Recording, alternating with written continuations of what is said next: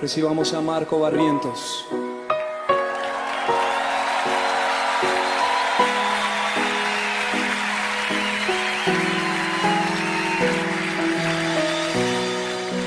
Dios de mi corazón, en ti encontré mi salvación. Tu gloria y majestad quiero siempre contemplar. Tú eres mi adoración y mi eterna canción. Todo mi interior es cautivado por tu amor.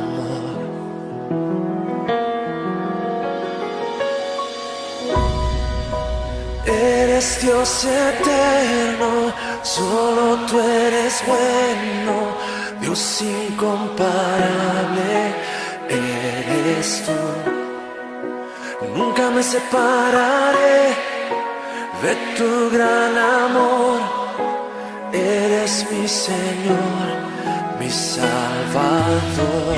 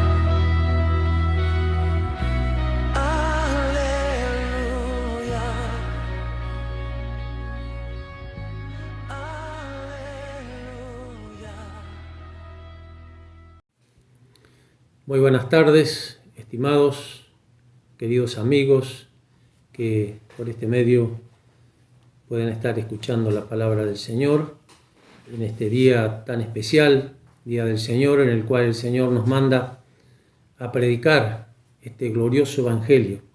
Nos dice que debemos anunciar estas buenas nuevas de salvación para que todas aquellas personas que todavía no tienen al Señor Jesús como su único y suficiente Salvador en su corazón puedan en este día comprender el grande amor de nuestro Padre Celestial y puedan así abrir las puertas de su corazón y recibirle como su único y suficiente Salvador, sabiendo que solamente en Jesucristo hay esperanza. Él es la única esperanza, es la única esperanza para el más vil pecador.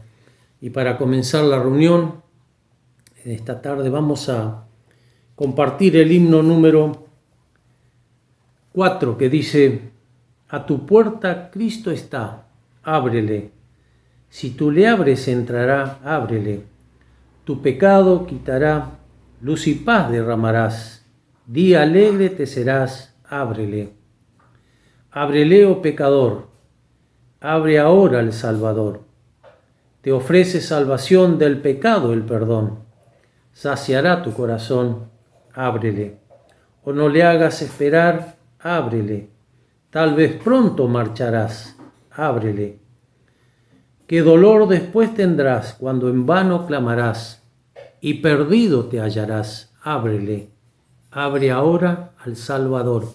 Este precioso himno que realmente pueda, estas palabras tan preciosas que encierra este himno te hagan recapacitar, ya que hay un Dios que te ama y que te desea salvar y que Él está a la puerta de tu corazón esperando que tú le dejes entrar en tu vida, que Él pueda ser el Rey y Señor de tu vida y juntos así podamos alabar y glorificar su santo y bendito nombre.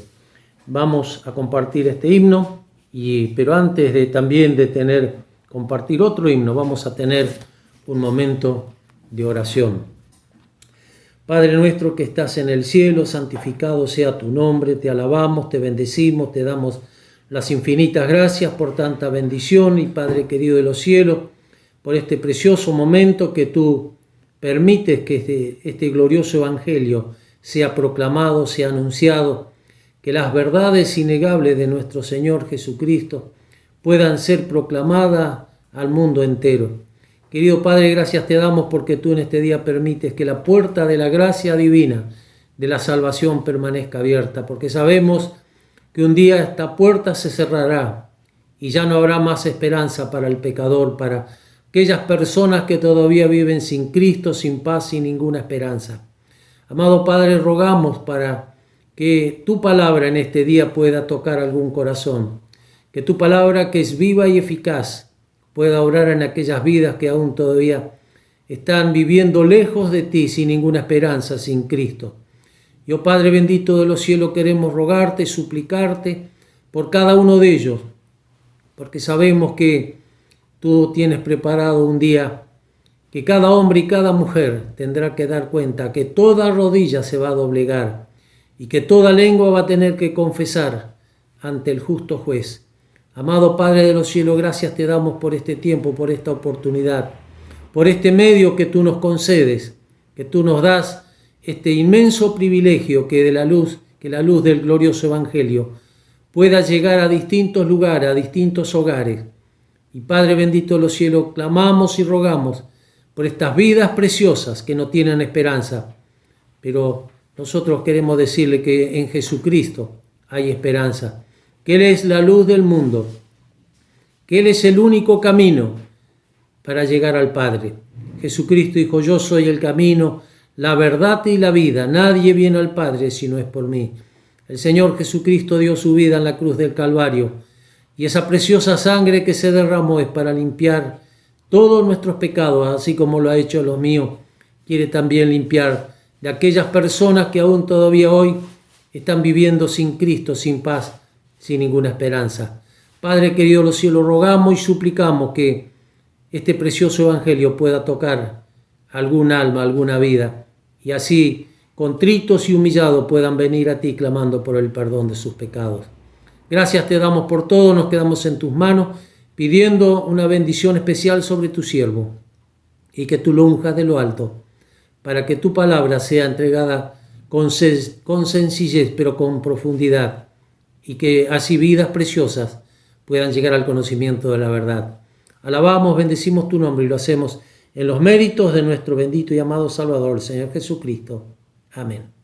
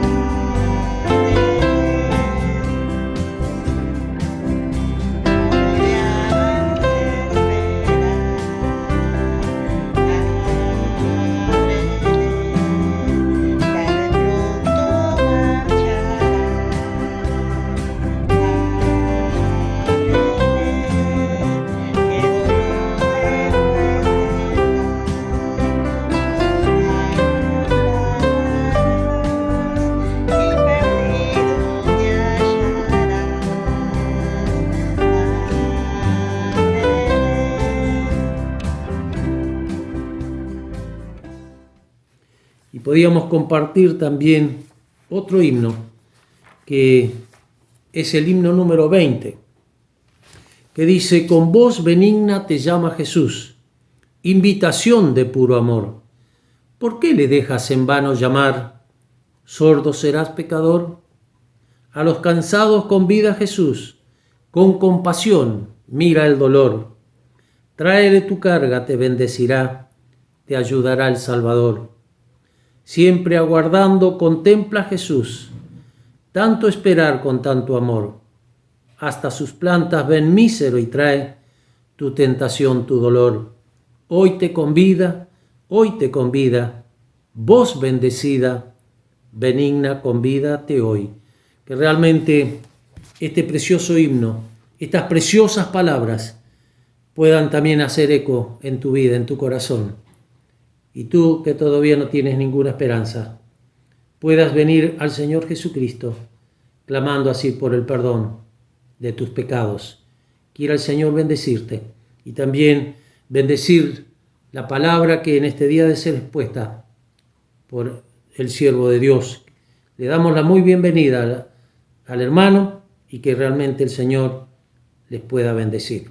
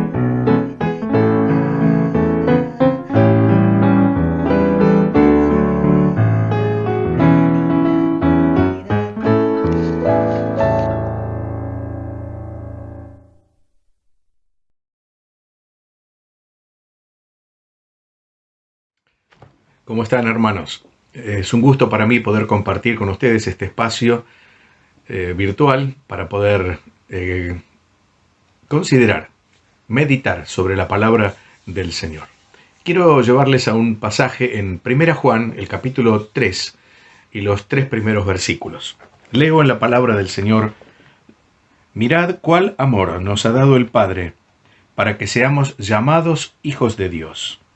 Por esto, el mundo no nos conoce, porque no le conoció a Él. Amados, ahora somos hijos de Dios, y aún no se ha manifestado lo que hemos de ser.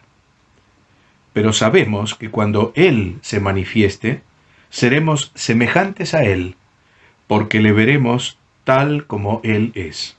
Y todo aquel que tiene esta esperanza en Él, se purifica a sí mismo, así como Él es puro.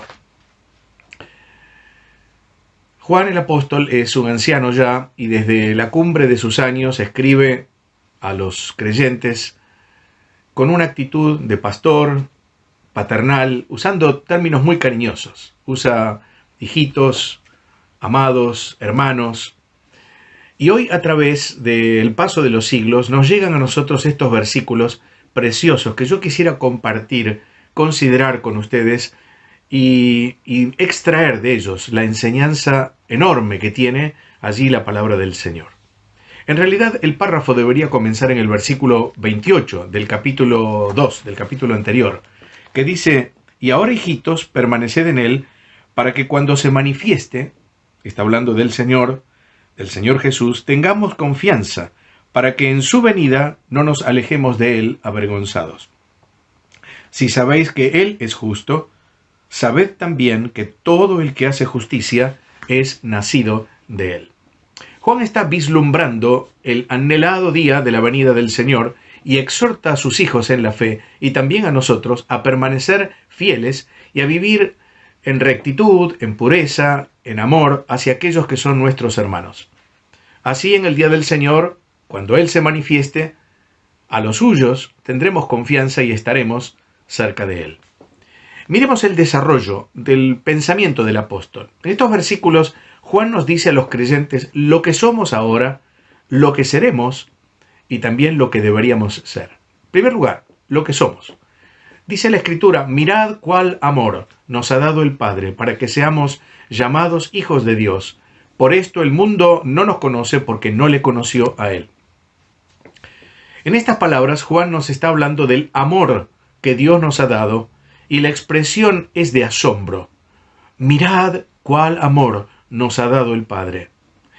En otras palabras, fíjense qué amor tan sublime. En el idioma original se podría traducir con estos términos. Miren qué clase de amor tan especial y fuera de este mundo el Padre ha derramado sobre nosotros. Es una expresión que ocurre pocas veces en el Nuevo Testamento, una de ellas en Mateo capítulo 8 y versículo 27, donde los discípulos, recordamos seguramente, atravesando en la barca el mar de Galilea en medio de una tempestad, al ver al Señor mandar a los vientos y al mar, y estos aquietarse y hacerse una gran bonanza, se dicen unos a otros, ¡qué hombre! ¿Qué clase de hombre es este que aún los vientos y el mar le obedecen? La expresión de Juan, entonces, equivale a decir con verdadero asombro, con profunda admiración, ¿qué clase de amor es este que Dios nos ha dado? Así como Jesús era un hombre sobrenatural, no común de la raza humana, que llegó a asombrar a aquellos que estaban con él, así el amor de Dios no es común tampoco en la raza humana. Es sobrenatural, es de otro mundo. Diríamos comúnmente, es maravilloso, excepcional, admirable, sublime. Es un amor celestial, glorioso, viene de una región distante. Es un amor verdaderamente no conocido. Este amor es tan extraño, tan sublime, tan extraordinario, que Juan en su Evangelio no tiene palabras para expresarlo y dice en aquel versículo tan conocido por todos nosotros, de tal manera amó Dios al mundo que ha dado a su Hijo único. Es el amor de Dios hacia nosotros, que no solo nos salvó, sino que además nos introduce en su familia y además, como dice nuestro versículo en 1 Juan, por este amor nos ha dado el derecho de llamarnos hijos de Dios. Mirad cuál amor nos ha dado el Padre para que seamos llamados hijos de Dios. En el Evangelio de Juan, capítulo 1 y versículos 11 al 13, el apóstol nos dice cómo se llega a ser hijo de Dios. Y dice así, a lo suyo vino y los suyos no le recibieron. Mas a todos los que le recibieron, a los que creen en su nombre, les dio la potestad, el derecho de ser hechos hijos de Dios, los cuales no son engendrados de sangre, ni de voluntad de carne, ni de voluntad de varón, sino de Dios. Los hijos de Dios no son nacidos de sangre, o en todo caso mejor por sangres, por descendencia, es decir, no se hereda ni por padre ni por madre. La salvación es absolutamente personal y por decisión personal. Pero tampoco es por voluntad de carne, o por deseo o voluntad humanas. El nuevo nacimiento no se logra por más que el hombre se lo proponga, o haga esfuerzos y méritos para lograrlo. Es solo por gracia y por medio de la fe. Pero tampoco es por voluntad de varón, es decir, por procreación humana. Nadie nace salvo. Se necesita un segundo nacimiento, como le explicó el Señor Jesús a Nicodemo. Así que no es por sangre o sangres, ni por voluntad humana, ni por voluntad de varón, sino por obra divina. Es decir, los hijos de Dios nacen de Dios. Hemos nacido de nuevo. Hemos nacido de arriba. Hemos nacido de Dios. Y por eso somos sus hijos. Tal vez entre mis oyentes en este día hay alguien que me diga, yo soy un hijo de Dios, porque soy cristiano, o porque soy católico, o porque soy religioso, o porque nací en una familia cristiana. Déjeme decirle que cuando venimos al mundo no se nace hijo de Dios. Ciertamente somos sus criaturas, porque Él es el creador. Pero no somos hijos de Dios por nacimiento. Lo hemos visto recién. Lo que es nacido de la carne, es decir, de la especie humana, es carne. Lo que es nacido del espíritu es espíritu. Por lo tanto, hay una gran diferencia entre una cosa y la otra. Nadie nace hijo de Dios. Se es hijo de Dios por la fe en Jesucristo. Por eso dice Juan en su Evangelio, a los que le recibieron, a los que creen en su nombre, les dio el derecho de ser llamados hijos de Dios. Para ser hijo de Dios, hija de Dios, es necesario recibir a Cristo como Salvador personal. Es necesario recibirle por la fe en el corazón, entregarle la vida y pedirle que Él nos perdone, nos salve, nos cambie, nos haga sus hijos. Yo ya lo he hecho hace muchos años y soy salvo por su gracia.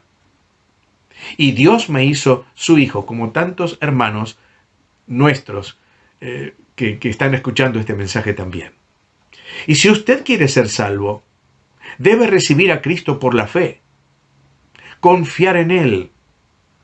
Y si usted lo hace así, Dios le recibirá como su hijo para siempre y le dará salvación por el tiempo y por la eternidad.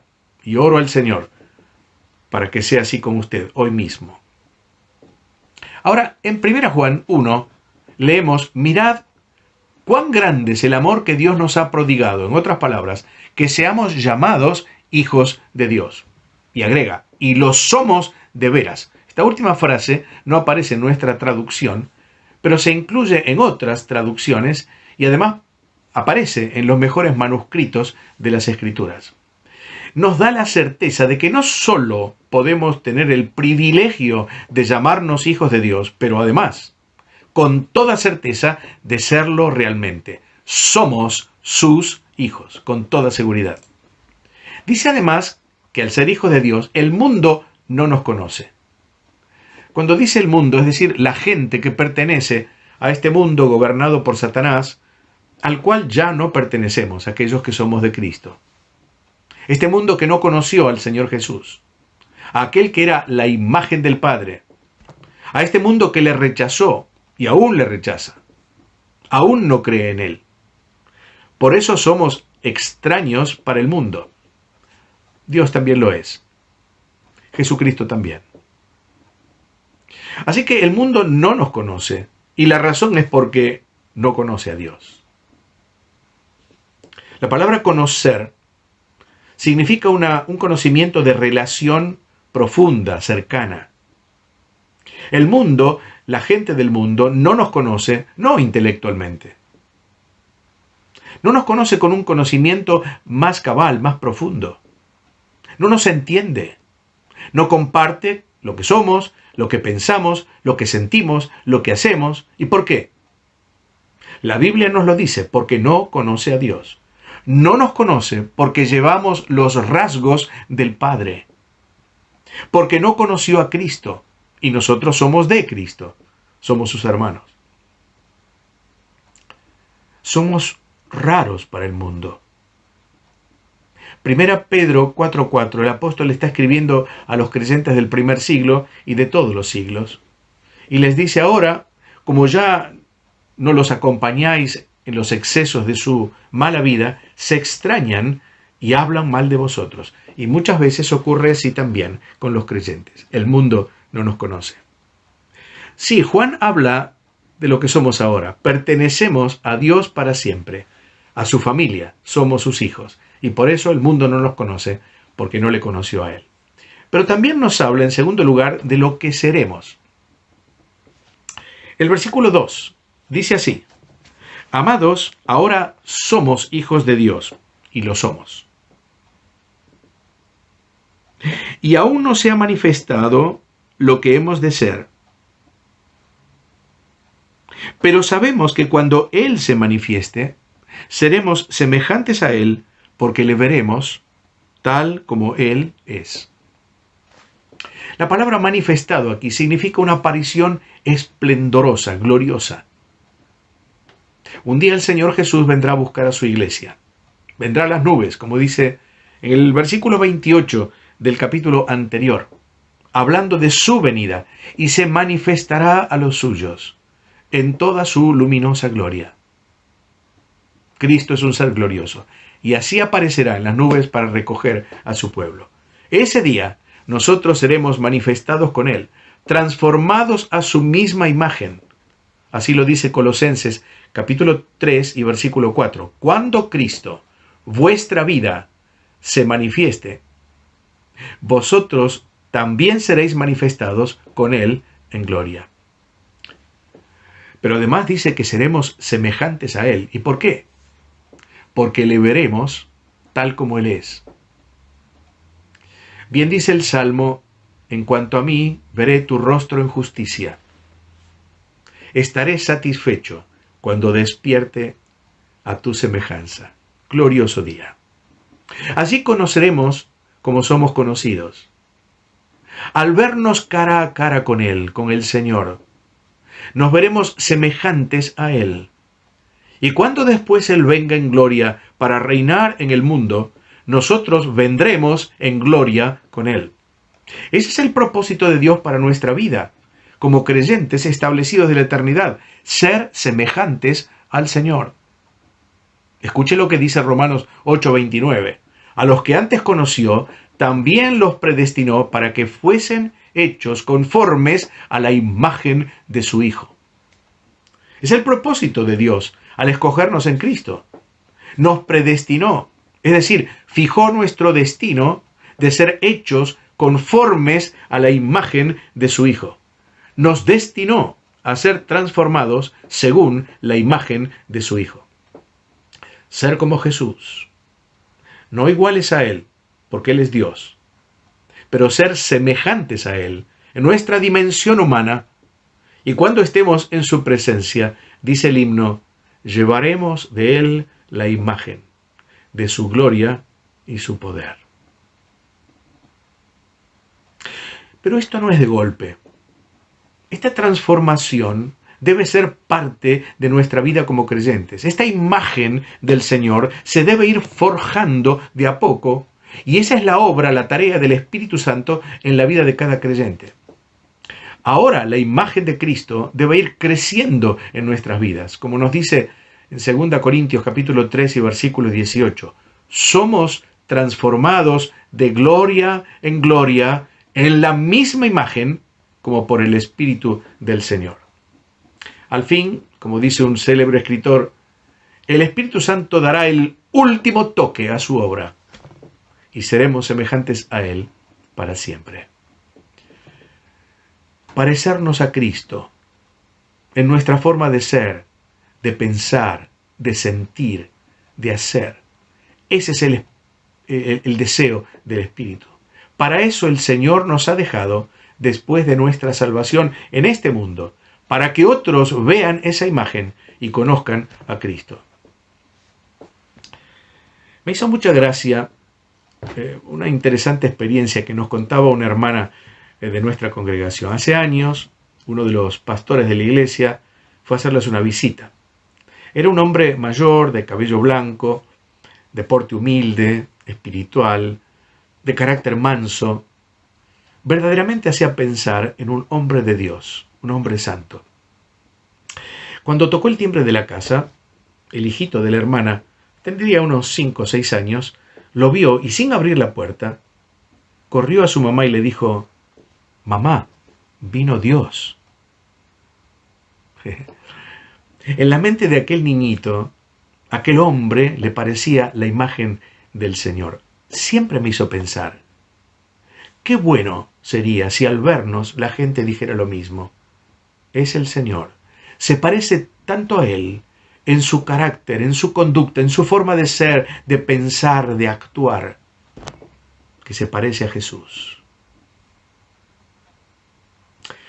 Estaríamos en nuestro porte y conversación, carácter y conducta, llevando su imagen a la vista de los demás.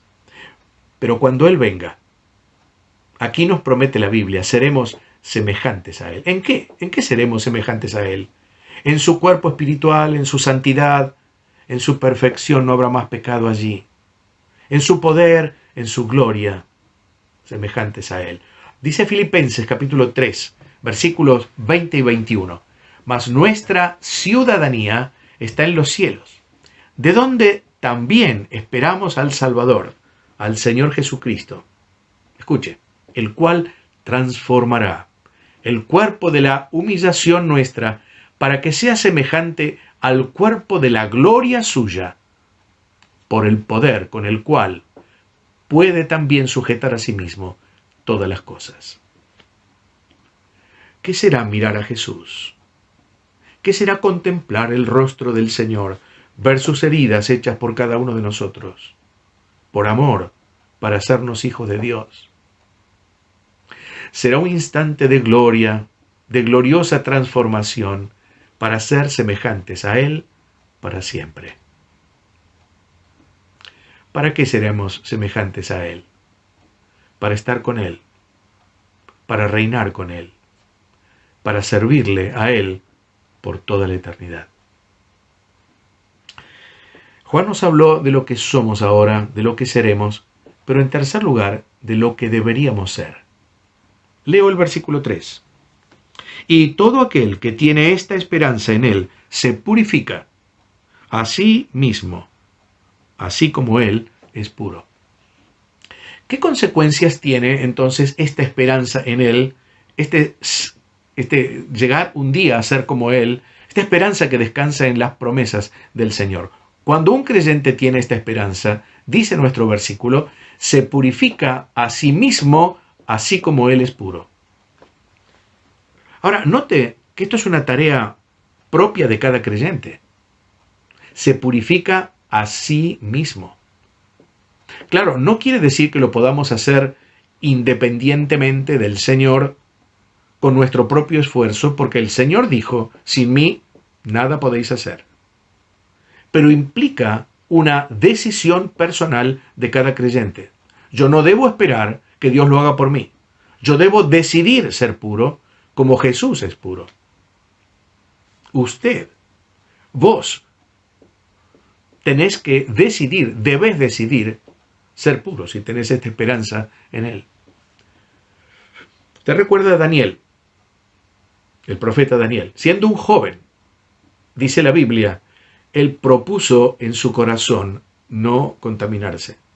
Era él mismo que lo decidió. Bueno, la Biblia abunda en muchos ejemplos, así como el de Daniel. Ahora, ¿de qué se trata este proceso de purificación? El apóstol Juan sigue diciendo en los próximos versículos, y la primera cosa que dice es que es obedecer su ley. Verso 4. Dice, todo aquel que comete pecado infringe también la ley, pues el pecado es infracción de la ley. La palabra infracción en el original es anomia, es decir, ausencia de ley. Esto lo vemos en el mundo a diario, permanentemente. El mundo no vive la ley de Dios, vive su propia ley. Dios dice, no mentirás, y el mundo es una viva mentira. Dios dice, no robarás, y el hombre hurta a Dios y a los hombres permanentemente. Dios dice, no codiciarás, no adulterarás, y el hombre vive codiciando y cometiendo toda clase de infamias y toda clase de pecados de inmoralidad.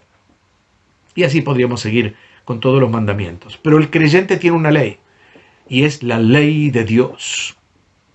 Y esa ley es para cumplirla.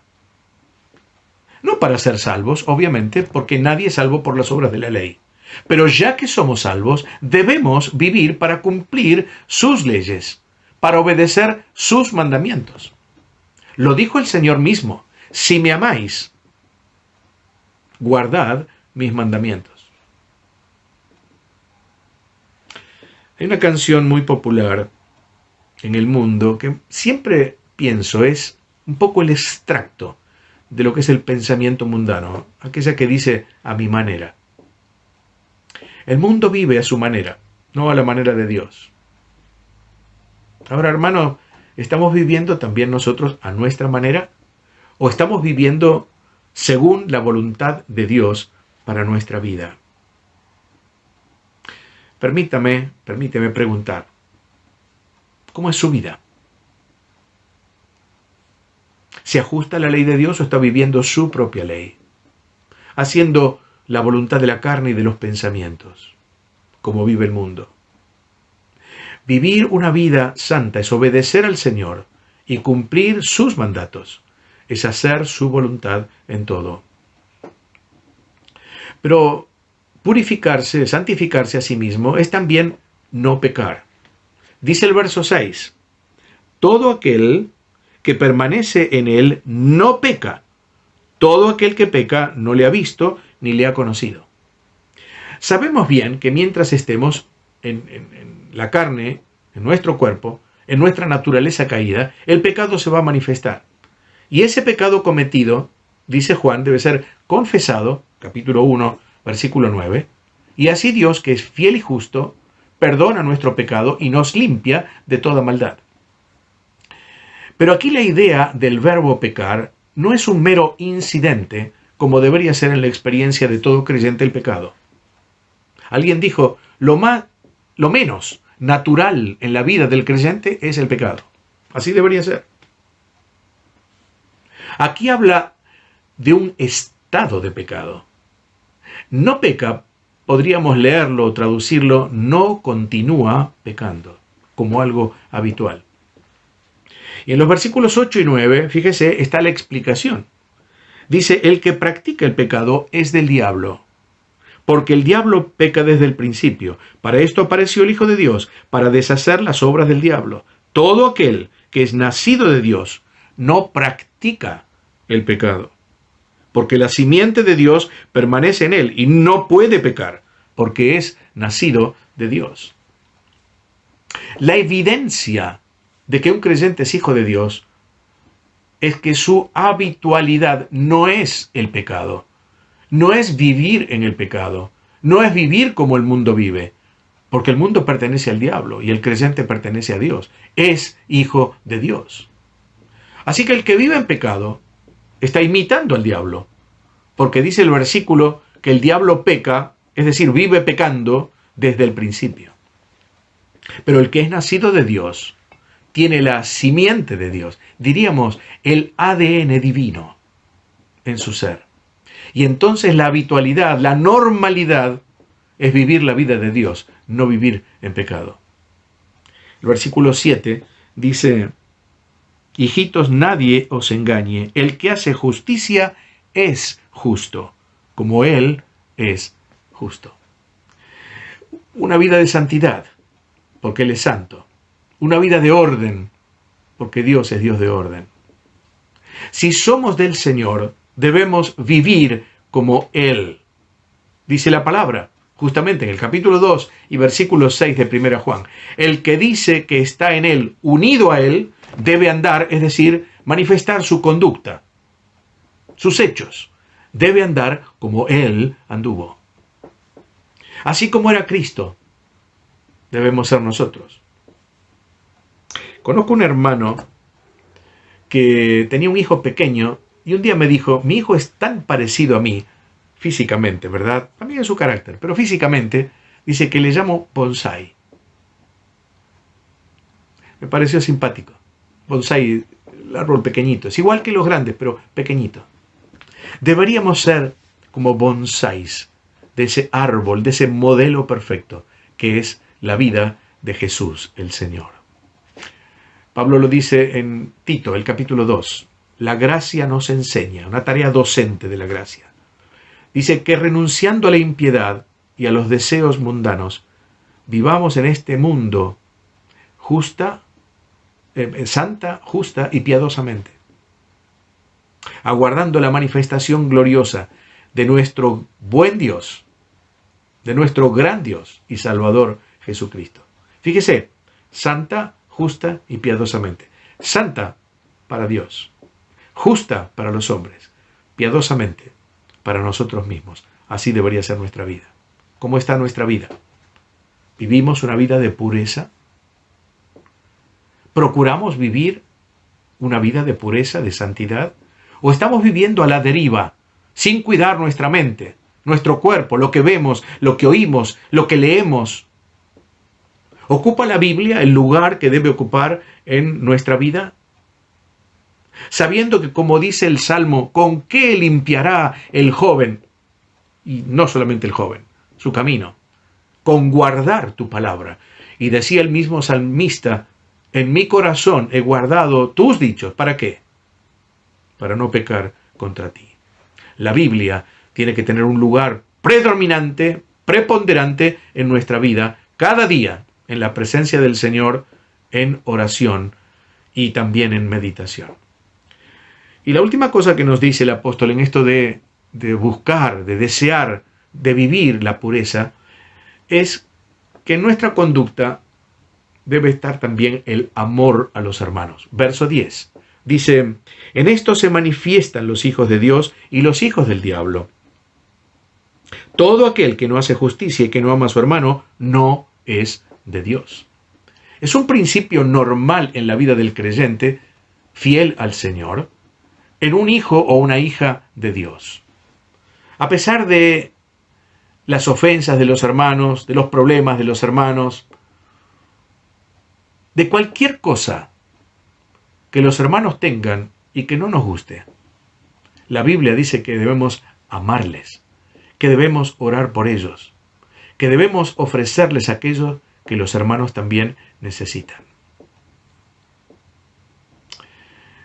El amor a los hermanos es una demostración de que somos hijos de Dios y que amamos a Dios. Yo no puedo decir que amo a Dios y no amo a mi hermano. Dice aquí en nuestro capítulo varias cosas y son serias. En el verso 10 dice que el que no ama a su hermano no es de Dios. En el versículo 14 dice que el que no ama a su hermano no ha pasado de muerte a vida. En el versículo 15 dice que el que no ama a su hermano, fíjese, es un homicida. Pero el que es de Dios hace como Cristo hizo. Y lo leemos en los versículos 16 al 18 de este capítulo. Así como Él puso su vida por nosotros, debemos poner nuestra vida por los hermanos y no amar de palabra ni de lengua, sino de hecho y en verdad.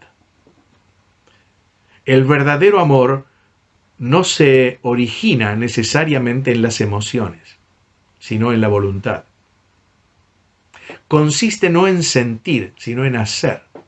No en un sentimiento, sino en acción. No en palabras suaves, sino en hechos nobles y abnegados. Esto lo dice Meyer. Agustín, por su parte, dice esto: la medida del amor es el amor sin medida. ¿Estoy amando a mis hermanos? ¿O tengo sentimientos impuros hacia ellos? ¿Necesito perdonar a algún hermano? ¿Reconciliarme con algún hermano? Queridos, que el Señor nos ayude a recordar lo que somos ahora, a tener confianza y esperar lo que seremos cuando Él venga, y también a tener en cuenta lo que deberíamos ser para vivir como verdaderos hijos de Dios, llevando la imagen del Padre, imitando a la persona de Jesucristo. Y esto todo para su gloria, para nuestra bendición y para la bendición de aquellos que nos rodean. Que sea así. Amén. Muy bien, queridos, damos gracias al Señor por este tiempo que el Señor nos ha concedido en su bondad infinita y en su misericordia, de poder este momento de alabanza, de gratitud, pero también de escuchar la voz del Señor. Pero quiero agradecer también al hermano que ha tenido a cargo la responsabilidad de entregar el mensaje de la palabra del Señor, y que ella sea de alimento también para la vida espiritual de cada hijo de Dios. Pero muy especialmente rogamos por aquellas personas que todavía no tienen al Señor en su corazón. Vamos a terminar esta reunión con una oración. Maravilloso Dios, eterno Padre, que estás en el cielo, gracias te damos por este tiempo, por esta oportunidad, por estos momentos que tú nos permites en tu bondad infinita y en tu misericordia de abrir este libro maravilloso, la Biblia, tu palabra, y explicarle a las personas que todavía no tienen a Cristo en su corazón que hay un Dios que les ama, que ha entregado lo más preciado de los cielos, a su Hijo amado, el Señor Jesucristo, a su único Hijo, para que realmente haga esa obra tan maravillosa en la cruz del Calvario, la cual Él ha pagado el precio de nuestra redención. Él ha pagado ese precio tan alto con su vida, muriendo en esa cruz por nosotros miserables e indignos pecadores. Y la sangre derramada en la cruz del Calvario es ella la que nos limpió de todos nuestros pecados. Y querido Padre, queremos rogarte por nuestros queridos amigos, para que esta sangre preciosa, maravillosa también, pueda limpiar aquella iniquidad que hay en sus vidas, el pecado que hay en sus vidas, y ser una nueva criatura en Cristo Jesús. Rogamos, suplicamos y Padre querido, lo ponemos en tus manos, pidiéndote que tú estés colmándole de bendiciones. Gracias te damos por todo, nos quedamos en tus manos pidiéndote que tú nos acompañes en los días venideros y que también estés supliendo las necesidades de aquellas personas que están pasando momentos de prueba, dificultades difíciles, problemas económicos. Lo ponemos todos en tus manos. Padre Santo de los cielos, gracias te damos por todo y lo hacemos en los méritos de nuestro amado Salvador, el Señor Jesucristo. Amén.